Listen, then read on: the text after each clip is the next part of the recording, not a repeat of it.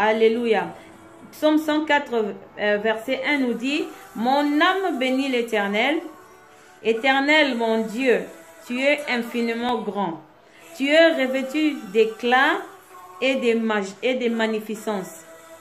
Il s'enveloppe de lumière comme d'un manteau. Il étend les cieux comme un pavillon. » Donc, Jésus, il est revêtu de la lumière et cette lumière est tellement grande, s'étend comme un pavillon dans le ciel. Donc, le pavillon, c'est grand. Nous connaissons tous les pavillons, comment sont les pavillons. Mais maintenant, s'étend dans le ciel, très grande. Donc, rien ne peut contenir cette grandeur de Jésus.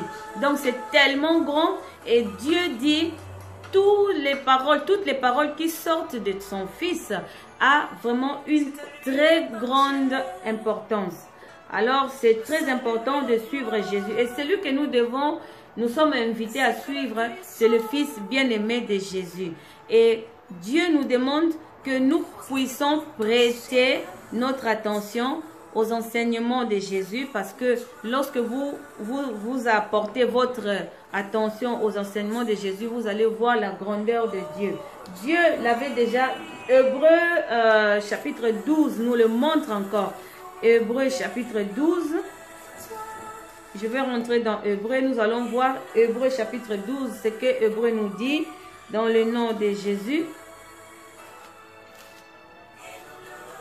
Hébreux chapitre 12 nous dit, chapitre 12 verset 25 nous dit, « Gardez-vous de refuser d'entendre celui qui parle, car si ceux-là n'ont pas échappé, qui refusèrent d'entendre celui qui publiait les oracles sur la terre, combien moins échapperons-nous si nous nous détournons de celui qui parle du haut des cieux. » Alléluia. C'est très important. Dieu insiste que nous puissions écouter son Fils parce que ces oracles sont très importants.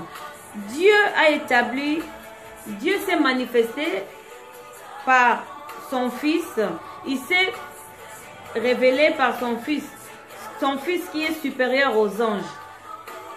Jésus était venu avec son abaissement volontaire. Il était venu avec un abaissement volontaire parce que cet abaissement avait eu pour but le salut des hommes.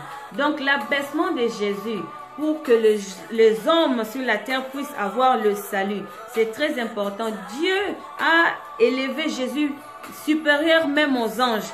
Donc c'est pour cela c'est très important que nous écoutons les oracles venant de la part de Dieu par son Fils Jésus. Alléluia. Merci Saint-Esprit de Dieu. Merci Saint-Esprit de Dieu. Pendant la transfiguration sur la haute montagne, lorsque Jésus avait emmené les 3 disciples, Pierre, Jacques et Jean. Pendant cette transfiguration, Élie et puis Moïse étaient encore apparus. Ils étaient venus là où Jésus était. Mais pendant qu'ils étaient là, ils parlaient avec Jésus, ils s'entretenaient avec Jésus. Et ce que les disciples avaient vu, ça leur dépassait. Parce que depuis qu'ils étaient disciples avec Jésus, depuis qu'ils marchaient avec Jésus, donc ils n'avaient jamais vu Jésus de cette façon-là.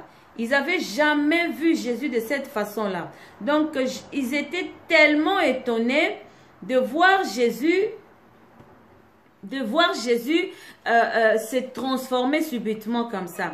Alors, Pierre, dans le verset 5, Pierre dit à Jésus qu'il dresse 3 tentes. Une pour Jésus, une pour Élie et une pour Moïse. Donc, il était bien qu'il soit là. Parce que donc Pierre ne savait plus quoi dire. Parce qu'ils étaient vraiment... donc dans l'étonnement de voir Jésus se transformer comme ça. Parce que Jésus, depuis qu'il était avec les apôtres, Jésus cachait sa seigneurie. Jésus était revêtu de la majesté et de la gloire resplendissante de Dieu. Donc il cachait tout cela. Personne n'avait su sa grandeur. Alors Jésus, pour se montrer aux disciples. Donc, si nous lisons encore Marc chapitre 9, au verset 1er, Jésus, en ce temps-là, Jésus parlait avec ses disciples. Jésus avait fait une promesse que parmi certaines qui sont là, parmi ses disciples, il y aura quelques-uns qui ne mourront pas sans avoir vu la gloire, donc le royaume de Dieu venir avec puissance. Et cette gloire, c'était Jésus. Et maintenant, Jésus n'avait pas encore montré à tous les disciples. Il avait choisi parmi ses disciples, ses 3 disciples, Pierre, Jacques et Jean, pour leur montrer qui il était. Donc, comment Jésus était. Alors, quand les disciples avaient vu cela, ils étaient dans l'étonnement. Oh Seigneur Jésus, merci Seigneur. Merci Seigneur, nous t'adorons, nous te remercions. Merci parce que tu es merveilleux. Merci Père éternel. Merci Jésus. Merci Père éternel. Alléluia. Pendant la transfiguration, Jésus pouvait monter au ciel. Mais Jésus n'avait pas fait cela. Pourquoi? Tout simplement parce que sa mission devait arriver jusqu'au bout. Jésus devait accomplir sa mission en passant par la croix.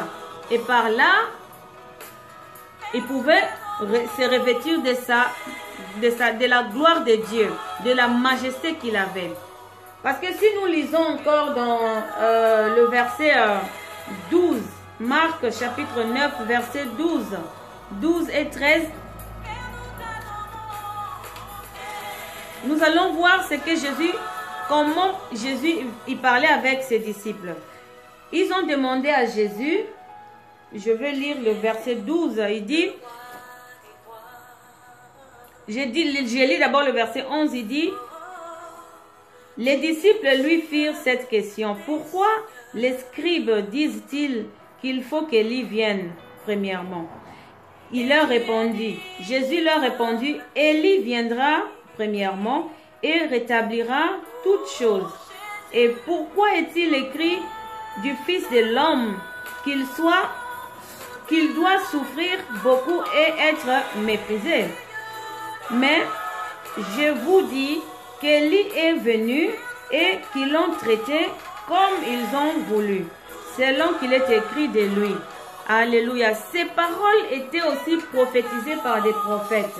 Donc, tout devait être accompli. Tout devait se passer ainsi.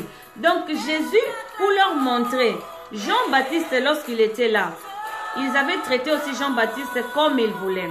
Lorsque Élie était là, ils avaient traité aussi Élie. Donc, c'est pour cela il dit, ils ont traité, Élie était là, il avait établi toutes choses, mais ils l'ont traité comme ils voulaient. Et Jésus lui-même aussi, lorsqu'il était là, ils avaient traité aussi Jésus pareillement. Donc, ils ne croyaient pas à ce qu'il disait. C'est pour cela Jésus, pour arriver avec sa mission jusqu'au bout, il devait passer par la croix. Et par après, il pouvait porter sa gloire. Sa gloire devait se voir, sa majesté devait se voir pour que le monde voie que vraiment c'était le Fils de Dieu qui était venu sauver le monde. C'était très important.